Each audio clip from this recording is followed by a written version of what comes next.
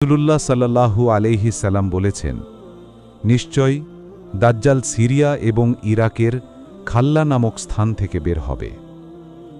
সে তার ডান বাম দিকে বিপর্যয় সৃষ্টি করবে। হে আল্লাহর বান্দাগণ, তোমরা দ্বীনের উপর অবিচল থাকবে, কারণ আমি তোমাদের কাছে এমন ভয়াবহ ঘটনা বর্ণনা করছি যা পূর্বে কোনো নবী তার উম্মতের কাছে বলেনি। দাজ্জাল ৪০ দিন পৃথিবীতে অবস্থান করবে। প্রথম দিন হবে ১ বছরের সমান, দ্বিতীয় দিন ১ মাসের সমান, তৃতীয় দিন ১ সপ্তাহের সমান, বাকি দিনগুলো স্বাভাবিক দিনের মতোই হবে। সাহাবীগণ জিজ্ঞেস করলেন, ইয়া রাসূলাল্লাহ, সেই দিনে যা ১ বছরের সমান হবে, ১ দিনের সালাত যথেষ্ট হবে কি?